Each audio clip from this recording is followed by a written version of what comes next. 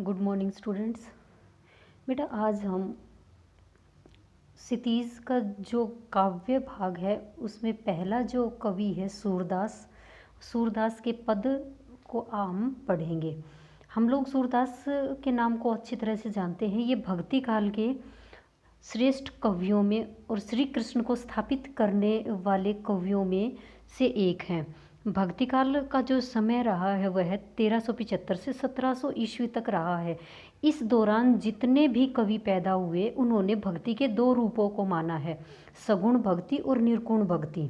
सूरदास, कबीरदास, नंददास, कृष्ण छीत स्वामी, ये सारे के सारे कवि, रैदास, ये सारे के सारे कवि भक्ति काल में आते हैं। इन्होंने भक्ति को महत्व दिया था, इसीलिए इनका जो समय है वो भक्ति काल के नाम से जाना जाता है। सूरदास आदि जो कवि थे अष्टछाप के कवि इनको कहते हैं, जिन्होंने ब्रज भाषा में लिखा और सबसे ज़्यादा श्री कृष्ण पर लिखा है।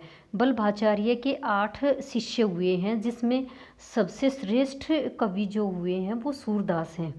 सूरदास ने ब्रज भाषा में और श्री कृष्ण पर वात्सल्य रस और श्रृंगार रस में सबसे अधिक इन्होंने लिखा है। इनका जन्म आप लोगों को पता है, इसमें दिया भी हुआ है कि 1875 ईस्वी में दिल्ली के पास सीही नामक स्थान पर हुआ था और ये श्रीनाथ के मंदिर में 33 वर्ष की उम्र से ही श्री कृष्ण का भजन कीर्तन करने लग गए थे। दूसरा, ये जन्म से अंधे थे और अंधे होते हुए भी इन्होंने श्री कृष्ण की छवि को अपने मन में बसा लिया था। उनके ब्रज भाषा में इनकी जो रचनाएं हैं वो सूरसागर साहित्य लहरी और सुरसारावली है। ये जो 4 पद आप लोगों के दिए हुए हैं ये इनके सूरसागर रचना के भ्रमर गीत अंश से लिए गए हैं और इसमें वृंदावन में उस समय का वर्णन किया गया है जब श्री कृष्ण वृंदावन को छोड़कर मथुरा में चले गए थे और वहाँ पर राज्य करने लगे थे और इधर वृंदावन में गोपियाँ उससे अधिक आकर्षित थी और उनसे जुड़ी हुई थी, इसलिए वो विरह में बेचैन हो गई थी।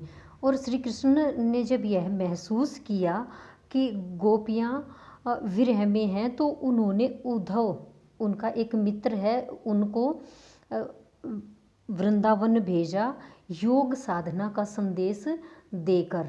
योग साधना ये निर्गुण भक्ति में आते हैं। मैंने आप लोगों को बताया सगुण और निर्गुण, मतलब जो भगवान को मानने वाले हैं, मूर्ति जिस व्यक्ति की हम या जिस भी देवता की हम मूर्ति बनाकर पूजा करते हैं वो सभी सगुण में आते हैं और जो भगवान को मूर्ति तक सीमित नहीं रखते वो निर्गुण को मानते हैं।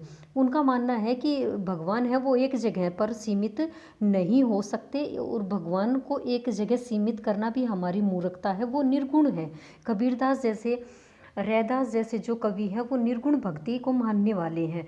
उद्धव है ये निर्गुण भक्ति को मानने वाला है और सूरदास है वो सगुण भक्ति को मानने वाले हैं। इस तरह से इन पदों में सगुण और निर्गुण दोनों भक्तियों को दिखाया गया है और निर्गुण भक्ति पर सगुण की जीत को भी दिखाया गया है गोपियों के माध्यम से।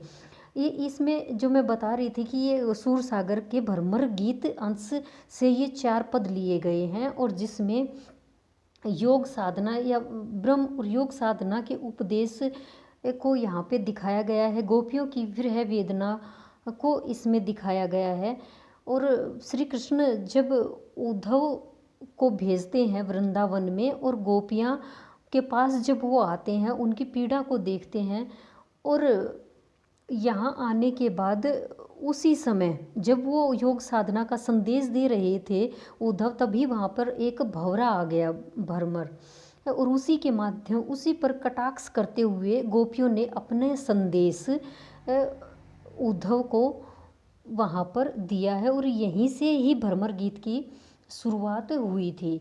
इसमें 4 जो पद दिए गए हैं उन पदों में जो पहला पद है, पहले पद में गोपियाँ उद्धव को शिकायत करती हुई कहती हैं कि तुम कभी भी प्रेम के धागे में नहीं बंधे हो, जिस प्रेम में हम जिस श्री कृष्ण के प्रेम में हम बंधी हुई हैं तुमने कभी भी उस प्रेम को अनुभव नहीं किया और ना ही तुम हमारी विरह को, क्योंकि तुम प्रेम से ही नहीं जुड़े हुए हो, इसलिए जो हमारा विरह है उस विरह की पीड़ा को भी तुम अनुभव नहीं कर सकते हो। दूसरा जो पद है उस पद में गोपियाँ उद्धव से कहती हैं कि जो हमारे मन की इच्छाएं थी वो हमारे मन में ही रह गई।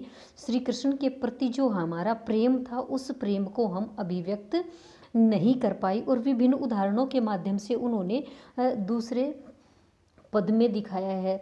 तीसरा जो पद है उसमें उन्होंने जो उद्धव उन्हें योग साधना का संदेश देते हैं उस संदेश को उन्होंने एक कड़वी ककड़ी के समान बताकर उसका विरोध किया है।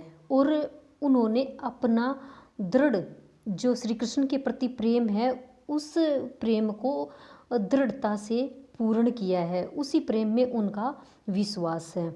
चौथा जो पद है उसमें वो श्री कृष्ण पर ताना मारती हुई कहती हैं कि श्री कृष्ण जो हैं वो एक तो पहले से ही चतुर थे, दूसरे क्योंकि वो राजा बन गए हैं तो उन्हें राजनीति का ज्ञान भी हो गया है, उन्होंने राजनीति को भी पढ़ लिया है।